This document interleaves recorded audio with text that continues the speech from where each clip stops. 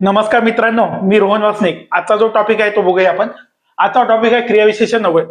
बघा, शब्दांच्या 8 जाती असतात, त्याच्यापैकी ही एक महत्वाची जात आहे आणि ही ओळखण्यासंदर्भात बऱ्याच जणांना काय असते, कन्फ्युजन असते. त्यामुळे मी आज टॉपिक निवडलेला आहे.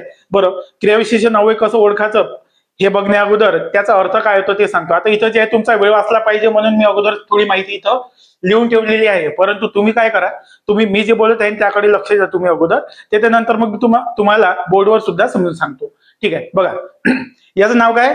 क्रिया विशेषण अव्यय. याचा अर्थ याच्यामध्ये काय असणार आहे? क्रियापद असणार आहे. म्हणजे क्रिया दर्शवणारे पद म्हणजे क्रियापद असते.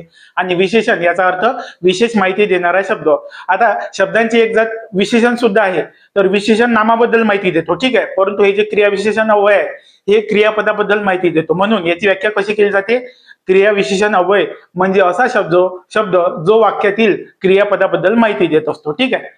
आता कुठलीही तुम्हाला समजा व्याख्या वगैरे जे लक्षात घ्यायची असेल ना, काय करायचं, त्यामध्ये जे शब्द दिलेले आहेत त्याची फोड करायची. त्याचा प्रत्येक शब्दाचा अर्थ काय असू शकतो याचा अंदाजा लावायचा. तुम्हाला बऱ्याच वेळा उत्तर माहित नसताना सुद्धा म्हणजे आपण त्या शब्दाची फोड करून योग्य उत्तरापर्यंत पोहोचू शकतो, ठीक आहे. बघा, एक याच्यामध्ये म्हणजे शब्दाची जात क्रियाविशेषण अव्यय तर आहे, पण फक्त क्रियाविशेषण सुद्धा असते. त्याला आपण वेगळं काही कन्सिडर करत नाही. त्याच्यामध्ये फरक आहे, परंतु वेगळी जात मानत नाही आपण. या दोघांमधला मी तुम्हाला नंतर फरक पण सांगतो, ठीक आहे. बघा, इथं जे आता हे सांगितलं मी तुम्हाला की क्रिया दर्शवणारं पद असते ते क्रियापद असते. क्रियापदाबद्दल विशेष माहिती देणारा शब्द तो काय असतो? क्रियाविशेषण अव्यय. बरं, मी तुम्हाला हा टॉपिक याच्यासाठी आज घेतलेला आहे की तुम्हाला हा ओळखायचा कसा हे जे आहे हे सांगण्यासाठी घेतलेलं आहे. आता याच्यामध्ये हे मी तुम्हाला एकदम सोप्या पद्धतीने सांगणार. हे ऍक्च्युली याच्या व्याख्येमध्ये पण आहे, एकदम वेगळं काही नाही. पण लोकांना त्याचं उपयोजन कसं करायचं हे माहित नसते, तर ते मी तुम्हाला सांगणार आहे. बघा, काय करायचं, सर्वात पहिले क्रियापद वाक्यातील जे आहे क्रियाविशेषण ओळखताना क्रियापद पहिले ओळखून टाकायचं. क्रियापद तुम्हाला मागे मी सांगितलं होतं. क्रियापद कसं ओळखायचं? वाक्यामध्ये असा शब्द असतो जो की वाक्याचा अर्थ पूर्ण करतो, तो क्रियापद असतो. बऱ्याच वेळेस तो क्रिया दर्शवतो किंवा काही वेळेस तो क्रिया दर्शवू सुद्धा नाही, स्थिती किंवा स्थित्यंतर दर्शवतो. तर सर्वात महत्वाचं काय आहे? त्या शब्दानं वाक्याचा अर्थ पूर्ण केला पाहिजे. कुठल्याही वाक्यामध्ये बघा, सर्वात महत्वाचा जो शब्द असतो तो क्रियापद असतो. कारण जनरली क्रियापदाशिवाय जे हे वाक्य पूर्ण होत नाही. क्रियापद ओळखल्यानंतरच आपल्याला शब्दातील इतर जे घटक ओळखता येत असतात. म्हणून क्रियापदाला आपण काय म्हणत असतो? वाक्यातील प्रथमोपस्थित संघटक म्हणत असतो. कारण त्याच्याद्वारे जे आपण बाकी शब्द ओळखू शकतो. आता मी तुम्हाला सांगत आहे की शब्द म्हणजे क्रियाविशेषण अव्यय कसं ओळखायचं. तर आता काय करायचं, तुम्हाला म्हटलं मी वाक्यातील सर्वात पहिले क्रियापद ओळखायचं. आणि इथं जे आहे मी तुम्हाला सांगतो कोणते कोणते शब्द लक्षात घ्यायचे. काय, क्रियापद ओळखल्याच्या नंतर क्रियापदाला हे प्रश्न विचारायचे, जे आता मी तुम्हाला इथं लिहून देणार आहे. सर्वात पहिले काय करायचं, क्रियापदाला जे आहे ना, ती त्या वाक्यामध्ये जी क्रिया दिली असेल ती क्रिया केव्हा घडली असा प्रश्न विचारायचा. आता या उदाहरणामध्ये बघा, काल शाळेला सुट्टी होती. तर क्रियापद कोणतं आहे? होती. तर याच्यामध्ये स्थिती दिलेली आहे. होतीचा धातू असतो हो. तर होणारा कोण? तर सुट्टी. तर हा कर्ता आहे. तर आपल्याला म्हणायचं आहे की केव्हा सुट्टी होती, ठीक आहे. केव्हा सुट्टी होती. आता तुम्ही म्हणसाल मग इथं बरोबर काल आहे म्हणून सोपं आहे म्हणून केव्हा आपण म्हणत आहोत. तर तसं नाही आहे. सर्वच प्रकारचे प्रश्न विचारून पाहायचे. ते प्रश्न सांगून देतो मी तुम्हाला. केव्हा, कोठे, कसे, किती वेळा, किती प्रमाणात, ओके, या प्रकारचे प्रश्न आहेत. ते आपण उदाहरणांच्या आधारे येथे बघूया. तर मग बघा काय म्हणणार, केव्हा सुट्टी होती. तर उत्तर काय येते? काल. उत्तर काय येत आहे? काल.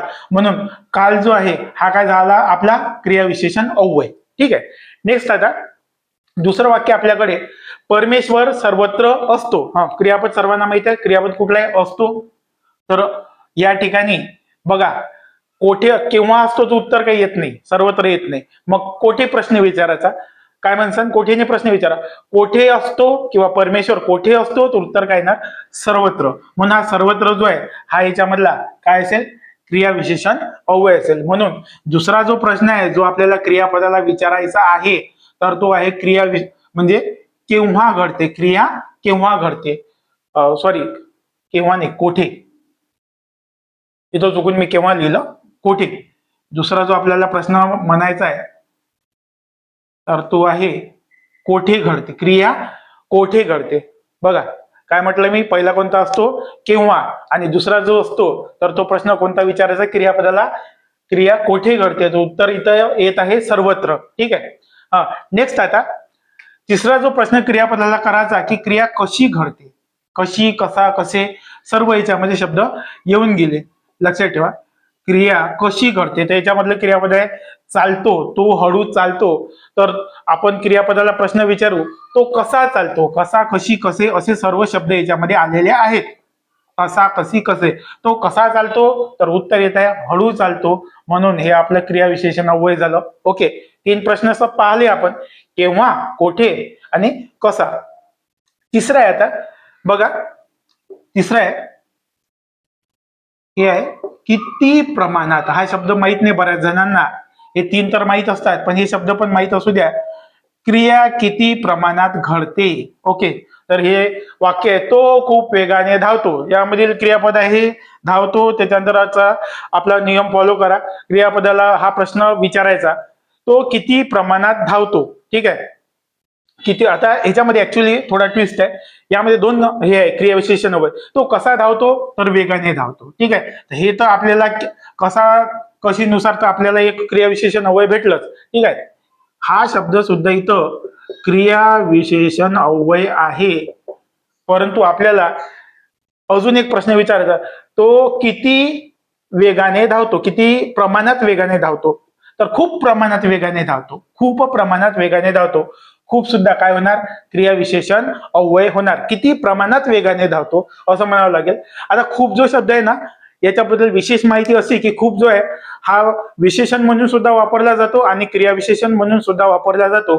जेव्हा तो नामाची विशेषता सांगतो तेव्हा तो विशेषण असतो, आणि जेव्हा तो एखाद्या दुसऱ्या क्रिया विशेषणाची विशेषता सांगतो तेव्हा तो स्वतः क्रियाविशेषण बनतो. या वाक्यामध्ये वेगाने हा शब्द क्रियाविशेषण अव्यय अगोदरच आहे, त्यामुळे तो याची विशेषता सांगत आहे की वेगाने तर धावतो, पण किती प्रमाणात वेगाने धावतो तर खूप प्रमाणात वेगाने धावतो. म्हणून खूप हा शब्द काय झाला आपल्यासाठी क्रियाविशेषण अव्यय.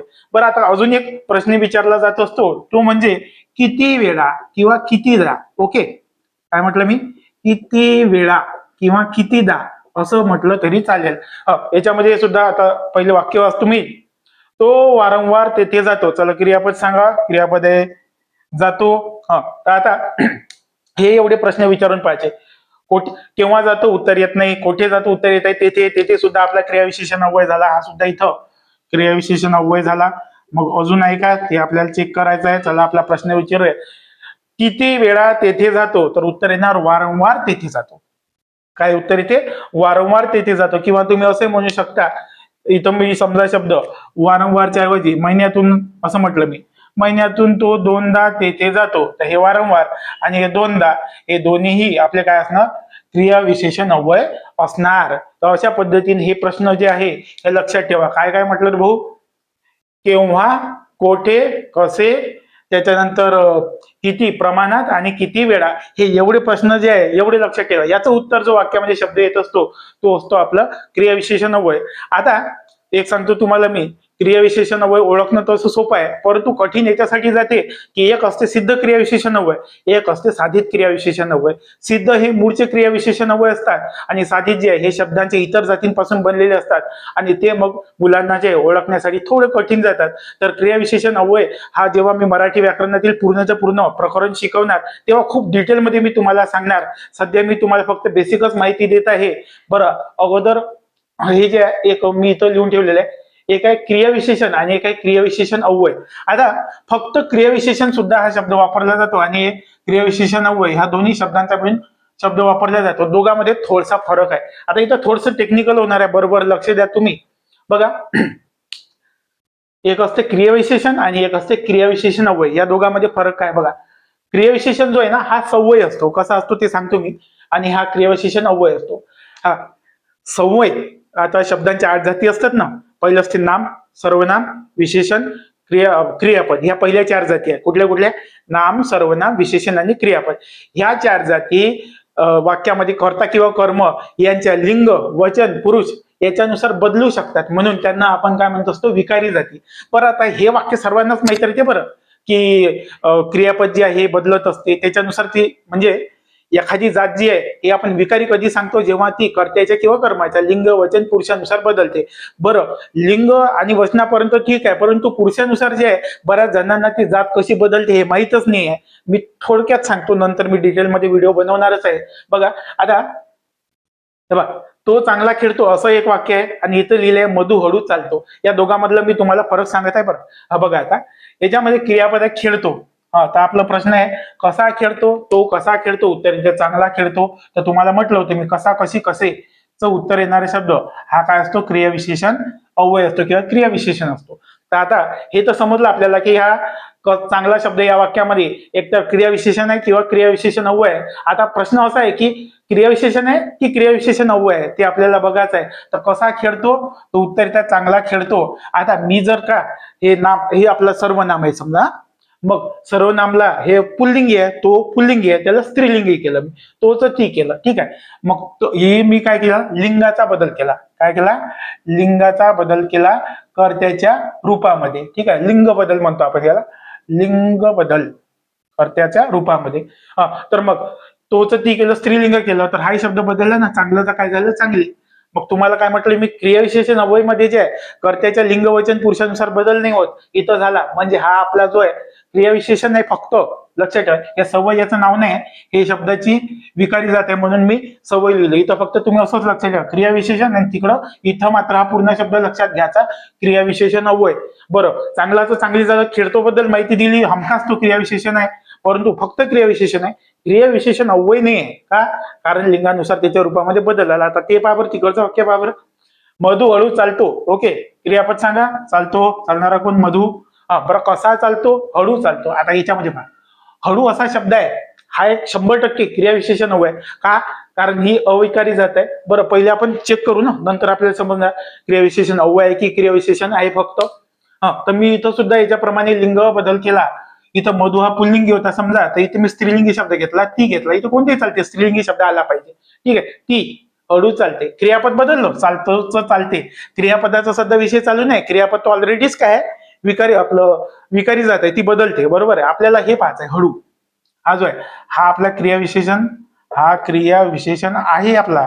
आता अव्यय आहे की नाही आहे ते आपल्याला बघायचंय. बघा, तोच मधू पुल्लिंगी होता, इथं तो करतो मी. ठीक आहे, तोच ती पण केलं, हळू बदलला का नाही. जसं इथं चांगलाचं चांगली झालं, तसं इथं हळूचं हळूच राहिलं, बदललं नाही. अनेक वचन केलं, ते हळू चालतात, हळू बदललं नाही, क्रियापद बदललं, म्हणजे 3 वेळेस काय झालं, हळू हळू हळू. तर हा शब्द बदलला नाही, याला म्हणत असतात क्रियाविशेषण अव्यय, जो कर्त्याच्या किंवा कर्माच्या लिंग वचन पुरुषानुसार बदलत नाही. बरं, मी म्हटलं होतं मगाशी पुरुष बदल काय असतो, तर पुरुष बदल हा सर्वनामाच्या बाबतीत असतो. बघा, सर्वनामे असतात, विषय निघालाय म्हणून जस्ट एकाच मिनिटात सांगतो मी तुम्हाला. आपली जी सर्वनामे असतात त्याच्यामध्ये पुरुषवाचक सर्वनामे असतात, ती 3 प्रकारची असतात. प्रथम पुरुषी, द्वितीय पुरुषी आणि तृतीय पुरुषी. प्रथम पुरुषी स्वतःसाठी वापरली जाणारी मी, आम्ही, स्वतः, आपण या पद्धतीचे शब्द. द्वितीय पुरुषी समोरच्या व्यक्तीसाठी वापरली जाणारी तू, तुम्ही, त्याच्यामध्ये आपण स्वतः येते. आणि तृतीय पुरुषी म्हणजे जो व्यक्ती समोर नसतो, ज्याच्याबद्दल आपण माहिती सांगत असतो, तो तिथे त्या. ठीक आहे, तर हे काय असते, तृतीय पुरुषी. आता हे जे आहे ना, तो आपल्या समोर नाही म्हणजे हा तृतीय पुरुषी. तर पुरुष बदल कसा असतो तो सांगतो. बघा, मी तुम्हाला काय सांगत आहे, पुरुष बदल. आता थोडस जे आहे हा विषय वेगळा आहे, पण ठीक आहे तरी सांगून देतो मी तुम्हाला, तुमच्या कामी पडेल. तर मी तुम्हाला हे पुरुषवाचक सर्वनाम जे आहे, काय म्हटलं, ती, ते, ती काय आहे, म्हणजे इथं ऍक्च्युअली हे लिंग बदल झाला. मी तुम्हाला काय करायचं, पुरुष बदल सांगायचं, पुरुषवाचक सर्वनाम नामाचा बदल. इथं बदल लिहितो मी, पुरुष बदल याचा अर्थ ती हे स्त्रीलिंगी आहे, आणि ते हे काय अनेक वचनी. पुरुष बदल याचा अर्थ होत असते हे तृतीय पुरुषी आहे. तृतीय पुरुषी म्हणजे जे आपल्या समोर नाही. तर आता याचं द्वितीय पुरुषी करू. द्वितीय पुरुषी म्हणजे ज्याच्याशी आपण बोलतो. ठीक आहे, समोरच्या व्यक्तीला आपण तू किंवा तुम्ही म्हणतो. तर मी म्हटलं ते, हे आपल्या समोर नाही आहे. आता मी म्हटलं तू, काय म्हटलं मी, तू, याचा अर्थ तो आपल्या समोर आहे. तर हे याला म्हणत असतात, जे त्याचं तू केलं ना, याला म्हणत असतात पुरुष बदल, त्या नामाचा किंवा सर्वनामाचा. तू, हळू. आता चालतो पण नाही येत, चालतात पण नाही येत, तर लक्षात ठेवा, द्वितीय पुरुषी सर्वनाम असन तर क्रियापदाला लागत असते स. तू हळू चालतोस, क्रियापद बदललं, स लागला, याचा अर्थ हा काय झाला, हा याला म्हणत असतात पुरुष बदल. बरं, हळू बदलत नाही बरं का, कारण तो आपला क्रियाविशेषण अव्यय आहे. ओके, तर अशा पद्धतीनं जे हे आहे क्रियाविशेषण अव्ययाबद्दलची